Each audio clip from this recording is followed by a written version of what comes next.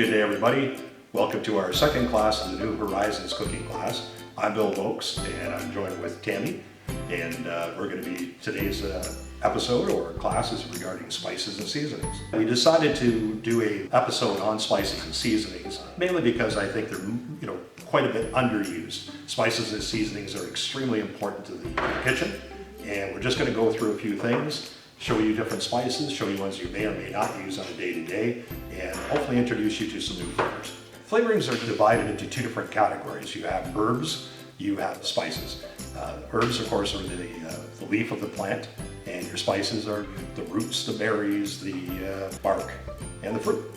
And these are just a few of the different products different items I can show you here today. Here's a bowl of oregano. Oregano is a very common Italian herb. Used in many different cultures. Greek, of course, you can't make a Greek salad without oregano. You can use any of the herbs, fresh or dry.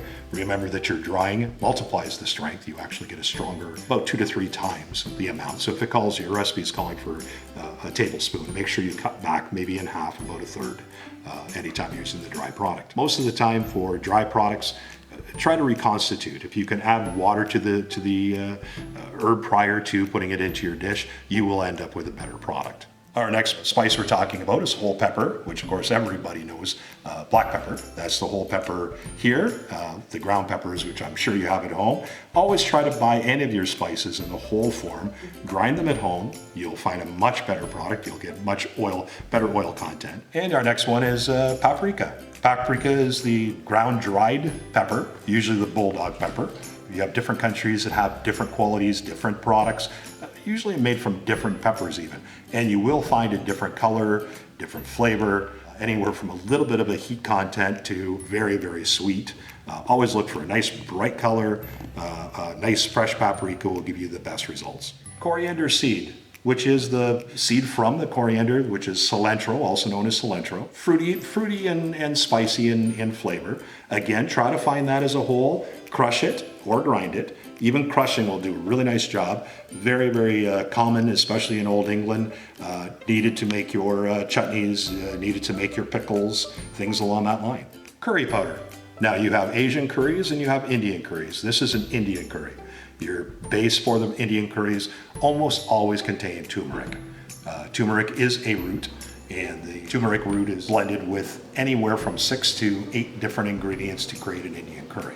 Chili powder. Chili powder is one of the North American inventions. It is taken from Mexican cuisine, but the standard Canadian, US chili powder is a blend, usually of the ancho chilies with garlics and corianders and different flavors. But you will find that most commercial chili powders do not contain enough cumin. Cumin is a seed. The cumin seed, which is then ground, should be added to any pot of chili. Usually about 3 to 1 on your chili powder for your ground cumin. Cinnamon, of course, is normally found in the ground form, but if you can get a chance, if you have a chance, take some cinnamon and just grind it fresh. A nice little grater will grind nice fresh, and of course the flavor difference between fresh ground and powder that you buy in the store is just incredible.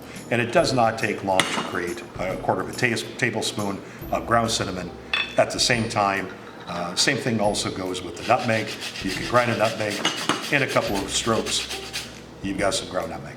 We're going to tie a bouquet garni, and a bouquet garni is, let's say that you have different fresh herbs and things you want to make a soup, and you don't want them floating around your soup. It's a very traditional European, French way of putting your herbs in and spices into a pot, into a stew, into a soup, without needing to dish them out later. Okay, very, very simple. We have some cheesecloth on the bottom. We put whatever we want to put in here. Here we have some rosemary, some bay leaf, some thyme, some whole peppers. So Tammy and I will show you how to just tie this up quickly and the reason why this is being done this way. Okay. Just take our little corners, make sure that everything is tucked in there nicely, not too tight. And then Bill's going to go ahead and tie her up. Okay. Look at this, 4 hands. There you go. This actually can't be done by one person. But we're a team. There, done. You got it. And we left enough string so that when we tie it to the handle of our pot, we'll show you. Voila. Pretend We're there's gonna a put it stalk in in here. there. And if you're making your soup, you can put it in. And when your soup is done, And don't leave string hanging to catch on fire, so we want to make it nice and short. Nice and up top. Perfect. what we're going to do next is we're going to make a simple salad dressing, oil and vinegar. And the reason why, of course, is that we get to use some of our spices that we're going to kick it up with so that you can make some nice salad dressing out of it. We poured a little bit of the wine vinegar into our bowl.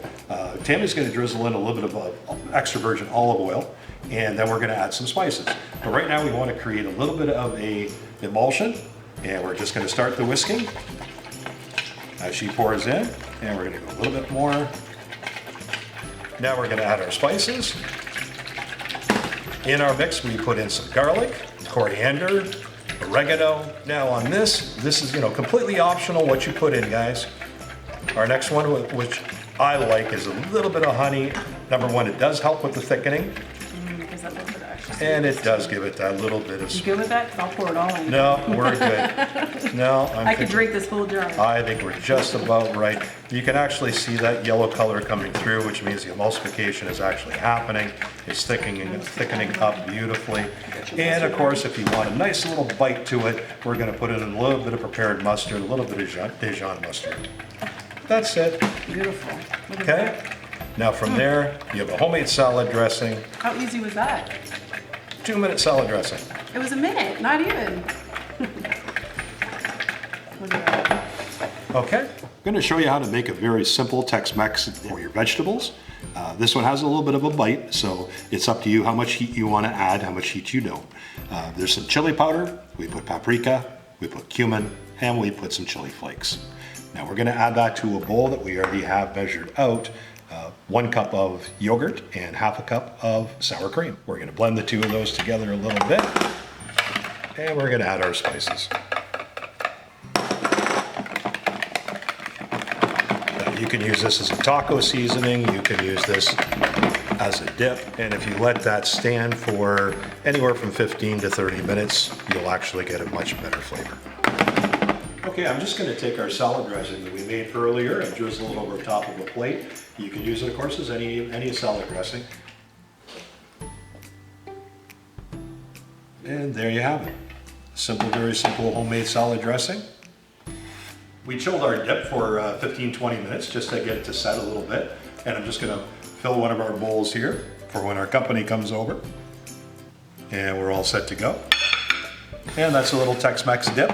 Again, play with the different seasonings, play with your different spices, add this, add that. Don't be afraid to try different things. Nothing when it comes down to spices is that difficult, but everybody should be trying a little bit more for their flavorings. Well, thank you for joining us today. I hope that you learned a little bit about spices and seasonings, and we hope to see you again next week. Tammy will be head chef next week, and we'll find out later on what she has planned. Thank you for coming. Bye for now.